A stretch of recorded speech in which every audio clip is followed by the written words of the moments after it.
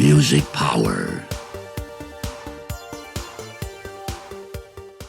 That's an interesting question.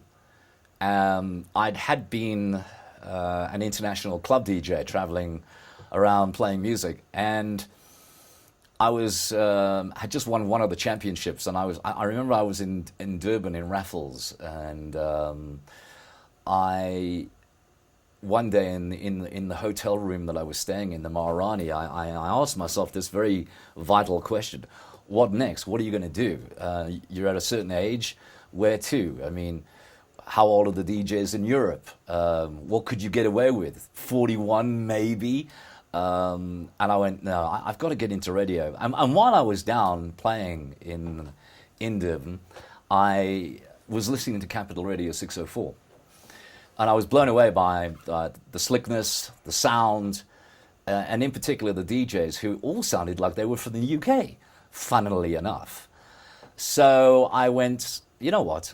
I think that I've been graced with a fairly decent voice. I decided to send Capital Radio a demo tape. 1, 2, 5, 6, 7, 8. I lost count at 9. Never got an answer from them. Couldn't understand why. Was I that bad? Did I have such a terrible voice? And then the club did a promotion with Capital Radio, and one of the great things was that I looked up from the DJ box and I saw Kevin Savage standing in the corner holding a scotch. And I said to my partner, Mike, I said, do me a favor, can you just hold the fort for about 15 minutes or so? There's somebody that I need to go and see. And I waltzed up to Kevin Savage and I said, Steve Bishop, Kevin, welcome to Raffles. I'm the resident DJ. He said, oh, I know who you are. I said, listen, mate, I've been trying to get on your radio station. I've sent you 9 demo tapes, and real cassettes, by the way, not 8-track. And I haven't received an answer or anything saying that you've received it or you liked what I did or I can improve on something or anything like that. And he said to me, staring down at me, because he is a lot taller, he says, Steve, to be honest with you, the only way that you will get on Capital Radio is if you're actually where the radio station is. I said, but we are where the radio station is. We're in Durban. He says, no, we broadcast to Durban, yes, and Tata and the Transkei, but our studios are physically in Mill Park Galleries in Johannesburg. And I went, oh. So what you're saying, that if I left what I was doing and I came to Johannesburg, you would take me under your arm. He says, absolutely. So I took him up on his offer. I went upstairs the next morning to the GM of the hotel, who was not happy. And I said, George, I've got some bad news for you. I'm moving to Johannesburg. And he says, why? I said, I want to get into radio.